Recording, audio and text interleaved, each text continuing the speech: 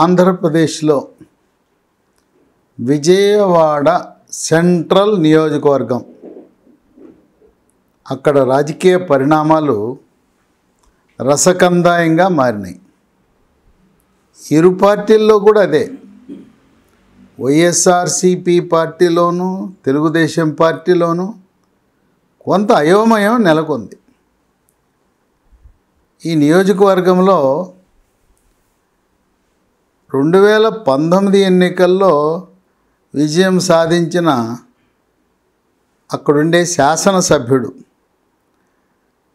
మల్లాది విష్ణు బ్రాహ్మణ సామాజిక వర్గానికి చెందిన వ్యక్తిని మార్చి పక్క నియోజకవర్గం విజయవాడ వెస్ట్ అక్కడి నుంచి వైశ్య సామాజిక వర్గానికి చెందిన వెల్లంపల్లి శ్రీనివాసరావు మాజీ మంత్రి. ఆయన ఇప్పటికీ ఇది 3వ పార్టీ వెల్లంపల్లి శ్రీనివాసరావుకి.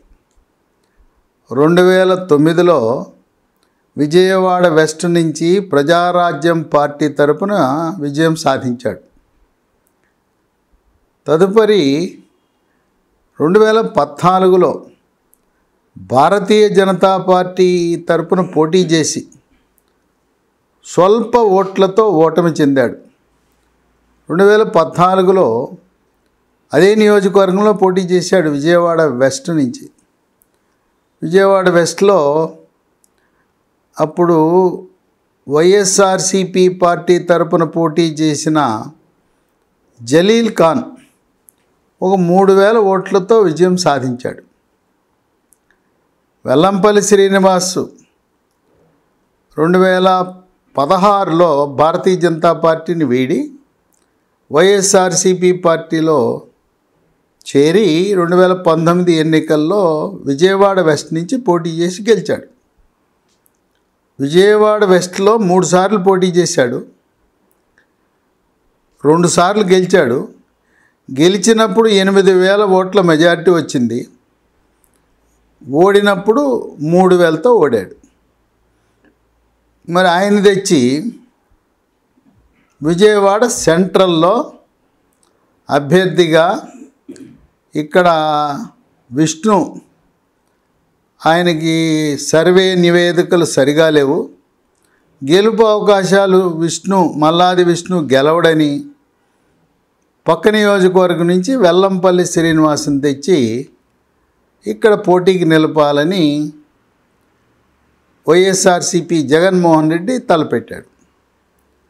ఆయన పేరు ప్రకటించినప్పటి నుంచి గత నెల రోజులుగా విజయవాడ సెంట్రల్లో ఉండే వైఎస్ఆర్సీపీ 14 మంది కార్పొరేటర్లు, డివిజన్ అధ్యక్షులు, ముఖ్య నాయకులు, అనుచరులు మేము వెల్లంపల్లికి సహకరించము, మాకు మల్లాది విష్ణునే కావాలి, ఈరోజు కాకపోయినా రేపు ఇంకో రోజో జగన్మోహన్ రెడ్డి మనసు మారుతుంది, మల్లాది విష్ణు పేరు ప్రకటిస్తాడని నెల రోజుల పాటు సహాయ నిరాకరణ కార్యక్రమానికి పాల్పడ్డారు. ఎవ్వరూ కూడా ఆ నియోజకవర్గానికి వెల్లంపల్లి శ్రీనివాస్ వచ్చినా ఎవ్వరూ కూడా ఆ నియోజకవర్గ నాయకులు ఎవరు సహకరించలేదు, కార్పొరేటర్లు సహకరించలేదు. ఇక ఆఖరికి జనవరి 25న వెల్లంపల్లి శ్రీనివాస్ కార్యాలయ ప్రారంభం అని ఒక కార్యక్రమం పెట్టాడు. దానికి సజ్జల రామకృష్ణారెడ్డిని కూడా ఆహ్వానించడం జరిగింది. సజ్జల రామకృష్ణారెడ్డి విజయవాడ పార్లమెంటుకి వైఎస్ఆర్సీపీ తరపున పోటీ చేసే కేశినేని నాని వాళ్ళిద్దరూ వచ్చారు. ఇక తప్పనిసరి పరిస్థితిలో వెల్లంపల్లి విష్ణు, ఆయనకు అర్థమైపోయింది జగన్మోహన్ రెడ్డి మొండివాడు, మనసు మారదు, నాకు సీటు రాదు, అందుకని సరే పార్టీ గెలిచి అధికారంలోకి వస్తే ఎమ్మెల్సీనో ఏదో ఒక నామినేటెడ్ పదవో లభిస్తుంది, ఇప్పుడు మనం దూరంగా ఉంటే అది కూడా ఉండదు, కనుక రెంటికి చెడ్డ రేవడవుతాం, సరే గెలిస్తే మన అవకాశం ఎలా ఏమైనా ఉంటాయని చెప్పి సజ్జల రామకృష్ణారెడ్డి ఇచ్చిన సలహా మేరకు ఈ మల్లాది విష్ణు 25న పార్టీ కార్యాలయ ప్రారంభానికి తన అనుచరులతో పాటు విచ్చేసి వెల్లంపల్లి శ్రీనివాసు, మల్లాది విష్ణు ఇద్దరు కూడా ఆలింగనం చేసుకున్నారు. ఈ ఆలింగనం అనేది మీడియా కోసం, పార్టీ కోసం. ఇవి భౌతికంగా ఇద్దరు కలిసినా మనసులు కలవటము, మనస్ఫూర్తిగా పనిచేయటం చాలా కష్టం. ఇక్కడ విజయవాడ సెంట్రల్లో ఆశ్చర్యకరమైన విషయం, వైశ్య సామాజిక వర్గం చాలా స్వల్పమైన ఓట్లు. విజయవాడ వెస్ట్లో దాదాపు 40,000 వైశ్య ఓట్లు ఉన్నాయి. విజయవాడ సెంట్రల్లో 40,000 బ్రాహ్మణ సామాజిక వర్గానికి చెందిన ఓట్లు ఉన్నాయి. బ్రాహ్మణ సామాజిక వర్గం వాళ్ళందరూ మల్లాది విష్ణు అయితే ఏదో రకంగా బంధుత్వమో వరుసలో కలుపుకుని మనవాళ్లే అని ఓటేస్తారు. మనవాడికి సీటు తిరస్కరించారనే కోపంతో విజయవాడ సెంట్రల్లో ఉండే బ్రాహ్మణ సామాజిక వర్గం ఎవరూ కూడా క్రైస్తవ బ్యాక్గ్రౌండ్తో ఉన్న వైఎస్ఆర్సీపీ పార్టీకి ఓటు వేసే పరిస్థితి లేదు. సరే, విష్ణు వెనకాలుండే నాయకులు, కార్పొరేటర్లు, డివిజన్ అధ్యక్షుల వరకే పరిమితం. కానీ అక్కడ ఓట్లు బదిలీ అవటం, మల్లాదికి విష్ణుకు పడిన ఓట్లు వైఎస్ఆర్సీపీ వెల్లంపల్లికి బదిలీ అవటం అసంభవం, కష్టసాధ్యము, దుస్సాధ్యం. ఇంకోటి ఏంటంటే, జనవరి 22న ప్రధానమంత్రి మోదీ అయోధ్యలో శ్రీరాముని ప్రాణ ప్రతిష్ఠ చేసిన తరువాత దేశమంతా కూడా జై శ్రీరామ్ అనే పదంతో మార్మోగుతున్న తరుణంలో వైశ్య బ్రాహ్మణ సామాజిక వర్గం విజయవాడనే కాదు, ఆంధ్రప్రదేశే కాదు, తెలుగు రాష్ట్రాలే కాదు, భారతదేశం మొత్తం కూడా వైశ్య బ్రాహ్మణ సామాజిక వర్గాలు వాళ్ళు ఆది నుంచి కూడా వాళ్లకు ఆర్ఎస్ఎస్తో అనుబంధం, భారతీయ జనతా పార్టీని ఆదరించటం చేస్తారు. అందువల్ల త్వరలో జనసేన, తెలుగుదేశంతో పాటు భారతీయ జనతా పార్టీ కూడా కూటమిలో భాగస్వామ్యం అయిన తరుణంలో విజయవాడ సెంట్రల్లో ఉండే బ్రాహ్మణ సామాజిక వర్గ ఓట్లు వైఎస్ఆర్సీపీ వెల్లంపల్లి శ్రీనివాస్కి వేసే అవకాశం చాలా తక్కువ. ఆ పొత్తులో భాగమైన తెలుగుదేశం పార్టీ అభ్యర్థికి ఓట్లు పడే అవకాశం కనపడతా ఉంది. ఇంకోటి గమనించవలసిన విషయం ఏంటంటే, 2009లో వెల్లంపల్లి విష్ణు కాంగ్రెస్ పార్టీ తరపున విజయం సాధించాడు. ఆయన అప్పుడు గెలిచినప్పుడు ఎంత గొప్ప మెజారిటీ ఏం రాలా. అప్పుడు 2009లో సమీప ప్రత్యర్థి వంగవీటి రాధాకృష్ణ ఆయన 848 ఓట్లతో ఓడిపోయాడు. అంటే 2009లో కాంగ్రెస్ పార్టీ తరపున విష్ణు ఏమీ ఘనమైన మెజారిటీ ఏం రాలా. ఏదో చావు తప్పి కనులొట్టపోయిన చందాన గెలిచామంటే గెలిచామని గెలిచాడు. 2014లో మల్లాది విష్ణుకి సీట్ ఇవ్వలేదు, జగన్మోహన్ రెడ్డి సీట్ ఇవ్వలేదు. సీట్ ఇవ్వకుండా అక్కడ గౌతమ్ రెడ్డికి ఇచ్చాడు సీటు. గౌతమ్ రెడ్డికి ఇస్తే గౌతమ్ రెడ్డి అసలు కృష్ణా జిల్లాలో రెడ్డి సామాజిక వర్గం అతి తక్కువ ఉన్నారు, ఎక్కడో కొద్ది మంది మాత్రం ఉన్నారు. అటువంటి ఆ రెడ్డి సామాజిక వర్గం ఇవ్వటం వల్ల దాదాపు 30,000 తేడాతో ఓటమి చెందాడు గౌతమ్ రెడ్డి. అంటే బ్రాహ్మణ సామాజిక వర్గం ఎవ్వరు కూడా గౌతమ్ రెడ్డికి ఓటు వేయలేదు. పైగా ఈ బ్రాహ్మణులు కొంత వాళ్ళు శుద్ధ హిందువులు కనుక క్రైస్తవ మతాన్ని వ్యతిరేకించే గుణం ఉంటుంది. కానీ మల్లాది విష్ణు మనవాడు, మన బంధువు, మన ఆప్తుడు. రాష్ట్రంలో వాళ్ళు ఇచ్చేదే 1-2 సీట్లు ఇస్తారు రాజకీయ పార్టీలు. మన ప్రాతినిధ్యం ఉండాలి అని చెప్పి మల్లాది విష్ణుని బాపట్లలో కోన రఘుపతి, కోన ప్రభాకర్రావు కుమారుడు, ఆయన కూడా బ్రాహ్మణుడే. కనుక వైఎస్ఆర్సీపీలో ఉన్న కులాన్ని బట్టి బ్రాహ్మణ సామాజిక వర్గం వాళ్ళని ఆదరించడం అనేది జరుగుతూ ఉంటుంది. ఇక 2019కి వచ్చేసరికి ఈ సీటు వంగవీటి రాధాకృష్ణ పట్టుబట్టాడు నాకు ఇవ్వాలని. వైఎస్ఆర్సీపీ జగన్మోహన్ రెడ్డి దగ్గరికి వెళ్ళి నాకు విజయవాడ సెంట్రల్ కావాలి, ఇచ్చే తీరాలన్నాడు. ఆయన 2014లో వంగవీటి రాధాకృష్ణ విజయవాడ ఈస్ట్లో పోటీ చేసి ఓడిపోతే అక్కడ గద్దె రామ్మోహన్ రావు తెలుగుదేశం పార్టీ తరపున విజయం సాధించాడు. జగన్మోహన్ రెడ్డి ఏమన్నాడంటే, నువ్వు 2014లో ఓడింది అక్కడ విజయవాడ ఈస్టు, మళ్ళీ అక్కడే ప్రయత్నించు, నువ్వు వెళ్తే బొప్పన బాబుకుమార్ కాకుండా నీకు ఆ సీట్ ఇస్తాను విజయవాడ ఈస్టు, విజయవాడ సెంట్రల్ మాత్రం నేను ఇవ్వను, నేను మల్లాది విష్ణుని అక్కడ ఇవ్వాలనుకుంటున్నాను 2019లో అని చెప్పి జగన్మోహన్ రెడ్డి కరాఖండిగా చెప్పాడు వంగవీటి రాధాకృష్ణకి. సరే, మనస్తాపం చెంది ఆఖరి నిమిషంలో పార్టీ వీడి తెలుగుదేశం పార్టీలో చేరి అక్కడ ఏమి సీట్ ఆశించకుండా పార్టీ కోసం 2019లో ప్రచారం చేశాడు వంగవీటి రాధాకృష్ణ. ఇక 2019లో మల్లాది విష్ణు మళ్ళీ ఏమైనా గొప్ప మెజార్టీతో గెలిచాడంటే ఏమీ లేదు, కేవలం 25 ఓట్లతో గెలిచాడు. అక్కడ బోండా ఉమామహేశ్వరరావు అలాగే మల్లాది విష్ణు మధ్య హోరాహోరీ జరిగింది. 2014లో బోండా ఉమామహేశ్వరరావు గౌతమ్ రెడ్డిని సునాయాసంగా ఓడించేశాడు.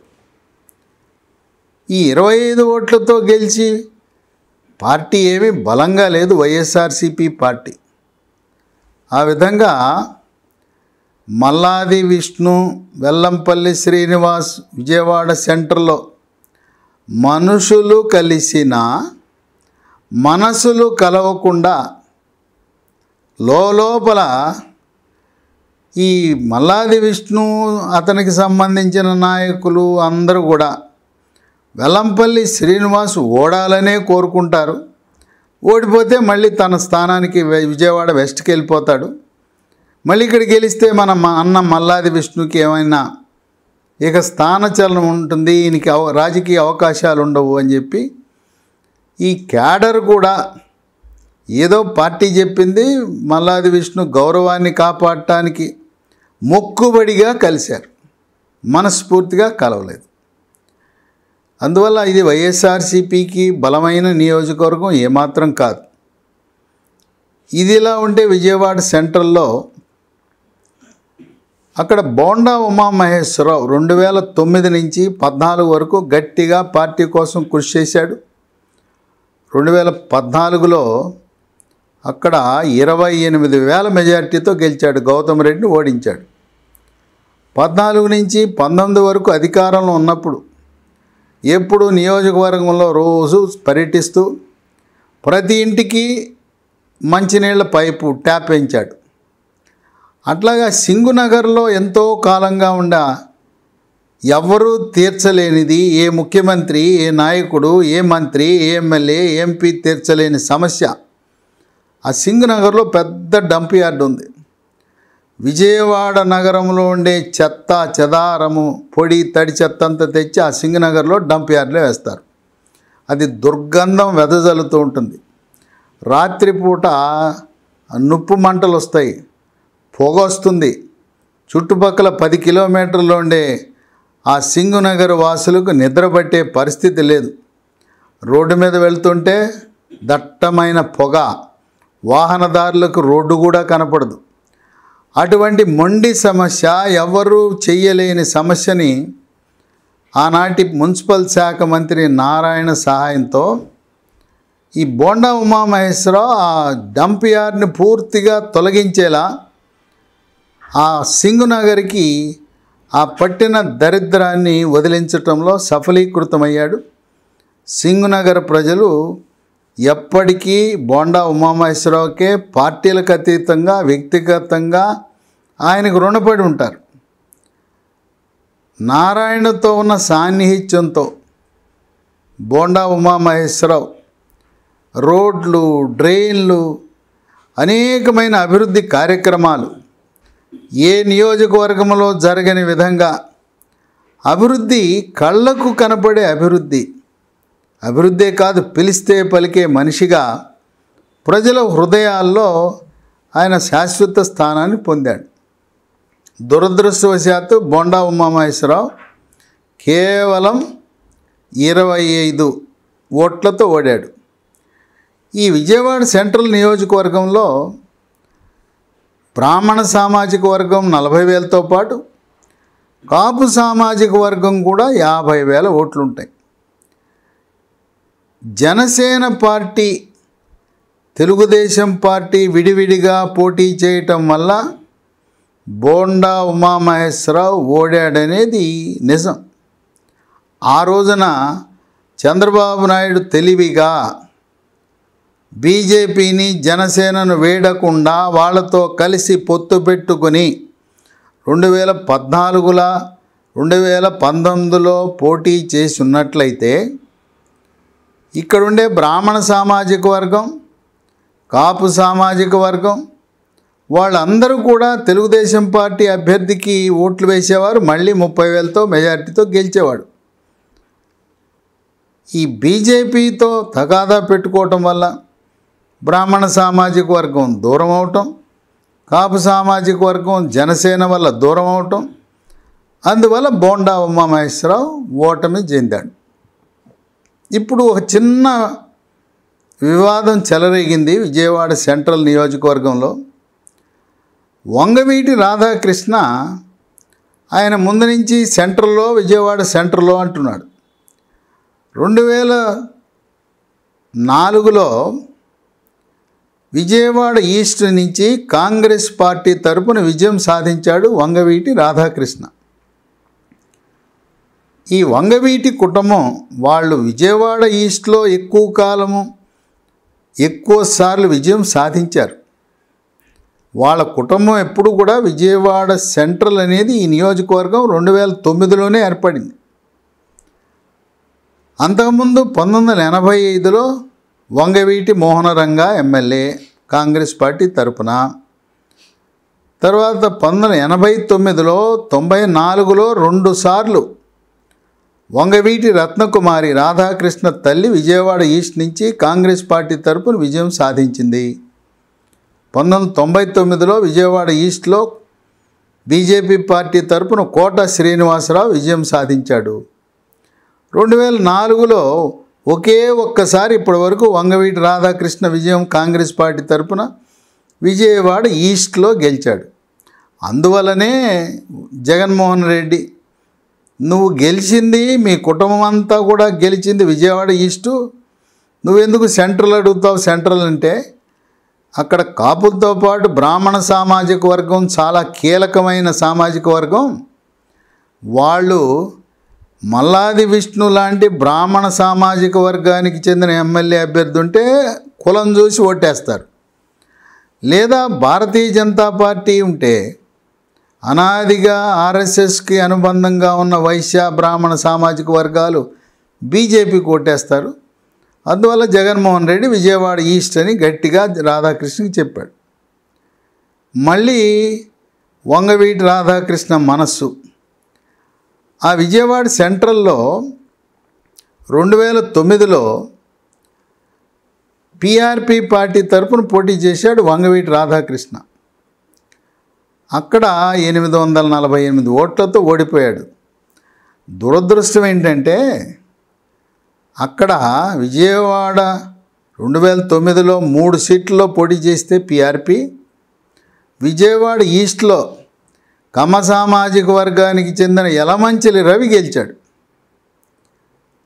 ఇక్కడ విజయవాడ వెస్ట్లో రాజకీయానికి కొత్తగా రంగంలో ప్రవేశించిన వెల్లంపల్లి శ్రీనివాసరావు విజయవాడ వెస్ట్లో గెలిచాడు. కాపు సామాజిక వర్గానికి చెంది కాపు సామాజిక వర్గం అధికంగా ఉన్న విజయవాడ సెంట్రల్లో వంగవీటి రాధాకృష్ణ ఓటమి చెందాడు. అందువల్ల ఆ రోజునే వంగవీటి రాధాకృష్ణ 2009లోనే పిఆర్పి తరపున విజయవాడ ఈస్ట్లో పోటీ చేసి ఉంటే యలమంచిలి రవి కాకుండా వంగవీటి రాధాకృష్ణకి సీట్ ఇచ్చేవారు, అక్కడ గెలిచేవాడు. ఈ కుటుంబం పోటీ చేసింది, బలం ఉన్నది విజయవాడ ఈస్టు, ఈయన అడిగేది విజయవాడ సెంట్రల్. మళ్ళీ ఆయనకి ఆ వ్యామోహం పోలా. ఇప్పుడు కూడా బోండా ఉమామహేశ్వరరావు గత 15 సంవత్సరాలుగా విడిచిపెట్టకుండా ఒకే నియోజకవర్గంలో ఆయన ప్రజలకు దగ్గరగా ఉంటే, ఇప్పుడు వంగవీటి రాధాకృష్ణ మనసు విజయవాడ సెంట్రల్లో పోటీ చేయాలనే ఆలోచన ఉంది. కొంత వివాదం చెలరేగుతూ ఉంది, ఫ్లెక్సీల వివాదం, అది ప్రజల దృష్టిని ఆకర్షిస్తూ ఉంది. ఏదేమైనా చంద్రబాబు నాయుడు మనిషిని చూసి సీట్లు ఇవ్వడు. సర్వేల ఆధారంగా, ప్రజాబలం ఆధారంగా ఆ నియోజకవర్గ ప్రజలతో ఉన్న అనుబంధము, అభివృద్ధి కార్యక్రమాల్లో వీళ్ళు చేసిన పాత్రని అది బేరేజ్ వేసుకుని సీట్ ఇస్తారు. విజయవాడ సెంట్రల్లో బోండా ఉమామహేశ్వరరావుకి సీట్ ఇస్తే ఎట్టి పరిస్థితుల్లో వెల్లంపల్లి శ్రీనివాసరావు గెలిచే అవకాశాలు ఉండవు.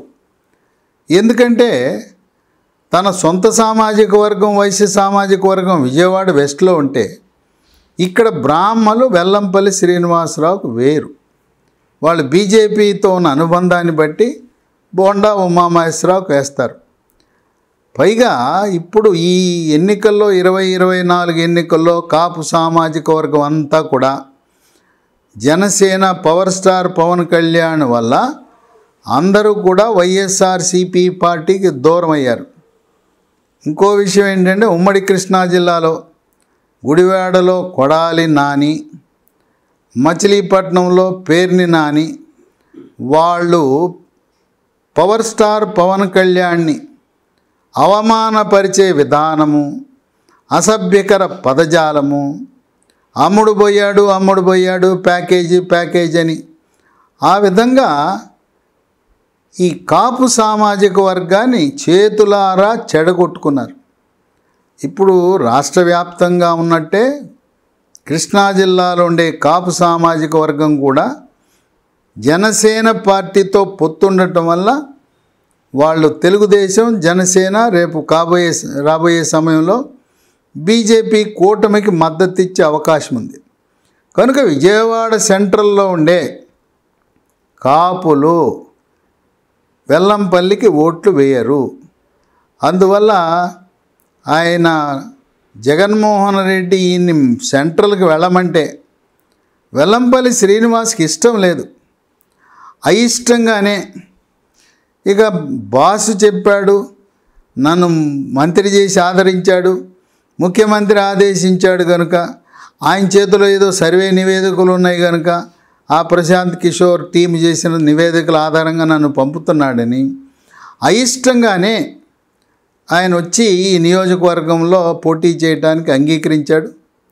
ఆ విధంగా విజయవాడ సెంట్రల్లో వంగవీటి రాధాకృష్ణ ఏదైనా ఒత్తిళ్లకు గురై చంద్రబాబు నాయుడు ఆ సీటుని వంగవీటి రాధాకృష్ణ కేటాయిస్తే అక్కడ గెలుపు అవకాశాలు, బ్రాహ్మలు ఓట్లు వేసినా, కాపులు ఓట్లు వేసినా, బోండా ఉమామహేశ్వరరావుకి ప్రజలతో ఉండే బంధము, అనుబంధము వంగవీటి రాధాకృష్ణకు లేదు.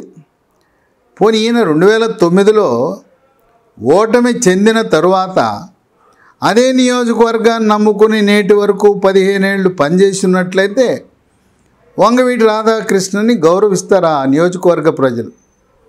9లో ఇక్కడ సెంట్రల్లో ఓడాడు, విజయవాడ సెంట్రల్లో 14 అక్కడ పోటీ చేశాడు. కనుక ప్రజా సంబంధాలు లేకుండా నేను వంగవీటి మోహనరంగ కుమారుడంటే రాష్ట్ర వ్యాప్తంగా వివిధ జిల్లాలలో గౌరవిస్తారు. కానీ ప్రజలు చూసేది ఏంటంటే, మాకు అందుబాటులో ఉండే నాయకుడు ఎవరు, పిలిస్తే పలికే నాయకుడు ఎవరు, 2009 నుంచి 15 సంవత్సరాల పాటు అధికారంలో ఉన్న, అధికారంలో లేకపోయినా మాకు సహాయకారిగా ఉన్న బోండా ఉమామహేశ్వరరావునే మాకు కావాలని ఆ నియోజకవర్గంలో కోరుకుంటున్న తరుణంలో విజయవాడ సెంట్రల్లో బోండా ఉమామహేశ్వరరావు సరైన అభ్యర్థి అవుతాడని విశ్లేషకులు అలాగే సర్వేలు కూడా విజయవాడ సెంట్రల్లో మొన్న 25 ఓట్లతో ఓడిపోయాడనే సానుభూతి ఆ నియోజకవర్గ ప్రజలకు ఉన్నది కనుక ఎంతో అభివృద్ధి చేసిన మన బోండాని మనం